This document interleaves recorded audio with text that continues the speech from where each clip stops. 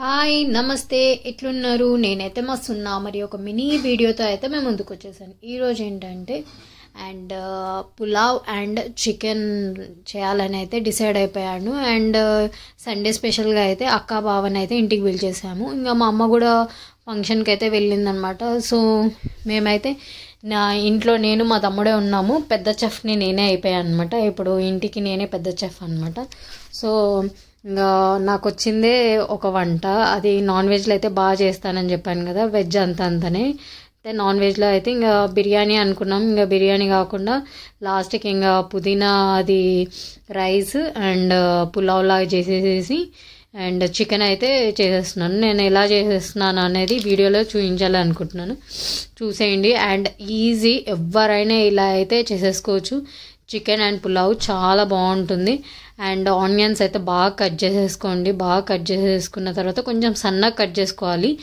And అవి బాగా స్లిమ్లో అటు మరీ స్టవ్ అదే మంట అనేది చిన్నగా పెట్టొద్దు అట్లా అని పెద్దగా పెట్టొద్దు మీడియం సైజులో పెట్టేసి కొంచెం ఆయిల్ వేసేసి ఆనియన్ని బాగా ఫ్రై చేసుకోవాలి అండ్ కొంచెం పచ్చిమిరపకాయలు అవన్నీ వేసేసుకొని బాగా అవి కొంచెం బ్రౌన్ కలర్ లాగా వచ్చి మగ్గే వరకు చూసుకోవాలి అలా అని చెప్పేసి పెద్ద మంట పెడితే అవి మాడితే కూర అనేది అయితే నల్ల కలర్ వచ్చేస్తుంది అనమాట సో అందుకని ఇట్లా మీడియంలో పెట్టేసేసుకొని అయితే మనం ఫ్రై చేసేసుకొని మంచి పుదీనా కట్ చేసేసుకొని నేనైతే ఇది 1.5 kg ఉందనుకుంటా సో అది అయితే నేనైతే బాగా పుదీనా వేసేసేసాను ఒక కట్ట పుదీనా వేసేసాను అండ్ అల్లం వెల్లిపాయ అవన్నీ అయితే వేసేసి అవన్నీ నూనెలో మగ్గించాను అనమాట మగ్గిచ్చేసిన తర్వాత సో అవి మనం పచ్చిగానే వేసేస్తే అయితే అల్లం వాసన వచ్చేస్తుంది అందుకని ఆయిల్లో బాగా ఉడకబెట్టాలన్నమాట ఉడకబెట్టడం ఐ మీన్స్ 5-10 minutes పెడితే ఆ పచ్చి వాసన అల్లం వెల్లిపాయది పుదీనాది అదంతా అయితే పోతుంది మంచిగా ఉడికిపోతుంది అనమాట అండ్ చికెన్ని బాగా నేనైతే వాష్ చేసేది అయితే ఎంతోమందికి అసలు ఈ మధ్య చికెన్ వల్ల అయితే ఇట్లా ప్రాబ్లమ్స్ వస్తున్నాయి కదా సో ఫుడ్ ఇన్ఫెక్షన్స్ కానీ చికెన్ కోళ్ళకి ఏదో అవుతుందని చెప్పేసి అంటారు కదా సో మా ఇంట్లో అయితే ఏదైనా నాన్ వెజ్ అయినా ఉప్పు పసుపు అయితే వేసేసి బాగా మ్యాగ్నెట్ లాగా చేసేసి మంచిగా 2-3 times అయితే వాష్ చేసేసుకుంటాము ఒక పెద్ద బౌల్లోనే తీసేసుకొని మీరు వాష్ చేసుకోండి అండ్ ముక్క కూడా ఇట్లా ఉప్పు అండ్ పసుపు వేసి కడగడం వల్ల మీకైతే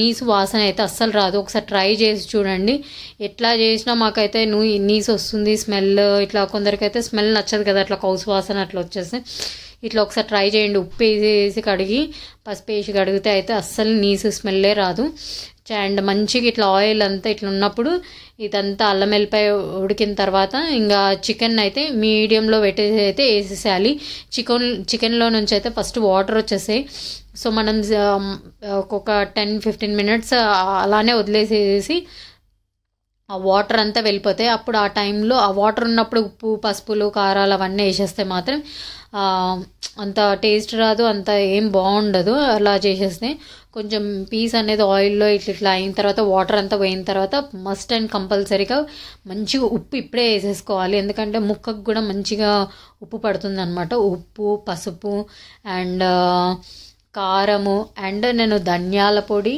అండ్ జీలకర్ర పొడి అయితే ఖచ్చితంగా వేసేస్తాను ఆ పొళ్ళు అయితే వేసేసి బాగా కలిపేసేసుకున్నాను అండ్ ఇంకా చిన్న మంట పెట్టేశాను ఒక టమాటో అలా వేసాను అనమాట కారం వేయంగానే అంటే ఏమన్నా కారం మాడకుండా చూసుకోవాలన్నమాట సో కారం మాడితే మళ్ళీ కూర అంతా నల్లగా అయిపోతుంది అండ్ చేదుకు కూడా కొంచెం అయిపోతుంది అనమాట సో అందుకని ఒక టమాటా వేసేసుకొని కలిపేసేసుకున్నాను నేను అండ్ ఇక్కడ పక్కనే అయితే మళ్ళీ ఇట్లా నువ్వులు అండ్ కొన్ని నువ్వులు కాజు బాదం కలిపి అయితే బాగా ఫ్రై చేసేసుకొని కొబ్బరి అవన్నీ కాచేసేసుకొని అవి ఇట్లా ముక్కలుగా చేసేసుకొని అయితే మిక్సీకి పట్టేసేసుకున్నాం మెత్తగా ఇట్లా అయ్యేంత వరకు అయితే అండ్ కొంచెం బరుకు ఉన్నట్టుంటే అయితే ఇట్లా తేలినట్టు అవుతూ ఉంటుంది అనమాట మనం తింటుంటే కూడా ఇట్లా గరుకులాగా ఇట్లా తాకుతుంది సో అందుకనే మెత్తగా పేస్ట్ లాగా పట్టుకొని వేసేసుకోవాలి ఇంకా ఇది కొంచెం కారం ఉడికినట్టు అనిపిస్తుంది కదా అదే కారం వేసిన తర్వాత ఒక 10-15 minutes తర్వాత ఇది వేసేసేయాలన్నమాట వేసి బాగా మిక్స్ పేస్ట్ వేసుకున్న తర్వాత బాగా మిక్స్ చేసేసుకొని కొంచెం మీరు కొంచెం గ్రేవీ టైప్ కావాలి అనుకుంటే కొంచెం ఇంకిత థిక్ గ్రేవీ కావాలంటే కొంచెం వాటర్ తక్కువ పోసుకోండి. లేదు మాకు కొంచెం లూజ్ కావాలి, మేము అలానే తింటాము అంటే కొంచెం వాటర్ ఎక్కువ వేసేసుకొని చేసేసుకోండి. నాకైతే కొంచెం గ్రేవీ తక్కువనే కావాలి అని చెప్పేసి ఇలా చేశాను అనమాట.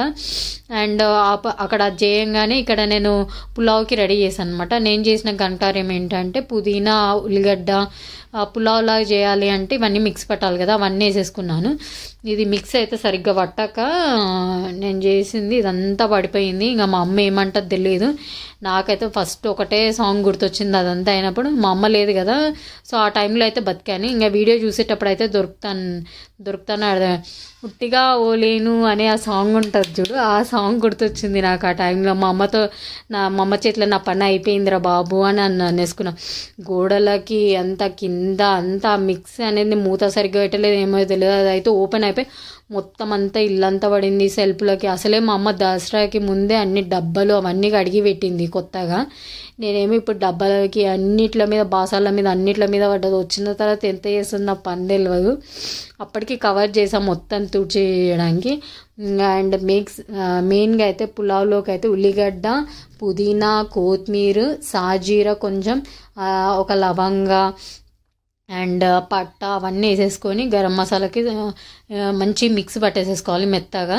అండ్ అల్లం కూడా మిక్సీలోనే వేసేసుకోండి. అండ్ వేసేసిన తర్వాత బాగా దాన్ని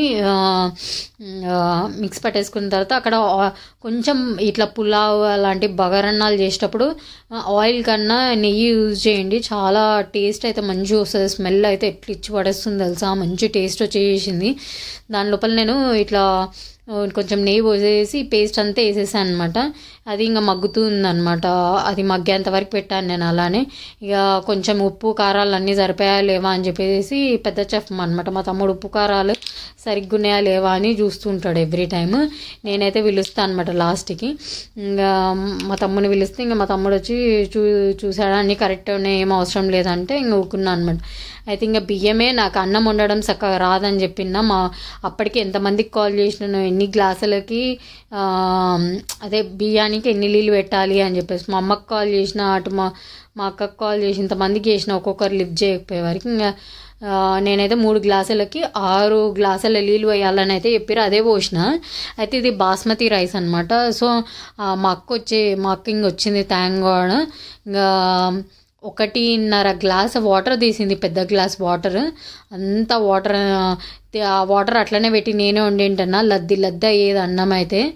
నా పని అయ్యేది. ఇంత మంచి కూర చేసినా కూడా అన్నం మెత్తగా ఉంటే అసలు ఏమన్నా బాగుంటుందా. మాకైతే ఇట్లా పొల్లు అన్నం ఉండి ఇట్లా మంచిగా చికెన్ అట్లా ఉంటే మంచిగా కలుపుకొని, ఏదైనా సరే మాకు అట్లా పొల్లు ఉండాలి మంచిగా. ఇట్లా ఇంకా అందరం రెడీ అయిపోయాం తినడానికి. ఇంకా వేడిగా అన్నం అయిపోయింది. ఇంకా మా అక్క వచ్చి కొంచెం హెల్ప్ కూడా చేసింది. ఇంకెంతకైనా పెద్దోళ్ళు అంటే పెద్దోళ్ళే కదా ఇంటికి. ఇక మా అక్క పాపం అంతా హెల్ప్ చేసి మొత్తం అందరం కలిసి మా అక్కనే సర్వ్ చేసేస్తే అందరం కలిసి అయితే తినేసేస్తున్నాం. ముక్క కూడా చూసారు కదా మంచిగా ఉడికింది అండ్ చాలా చాలా బాగుంది. మీరు కూడా ఒకసారి ట్రై చేయండి ఇలా చికెన్ అండ్ పుదీనాతో పులావ్ లాగా చేయండి. అసలు కాంబినేషన్ అయితే ఇచ్చి పడేస్తుంది. మీలో ఎంతమందికి ఇలాంటి తెలుసు, ట్రై చేశారు, మీరు ఎలా చేస్తారు అనేది కూడా కామెంట్ చేసేసేయండి. నాది చూసినప్పుడు అయితే ఖచ్చితంగా ట్రై చేయండి. వీడియో నచ్చితే అయితే ఒక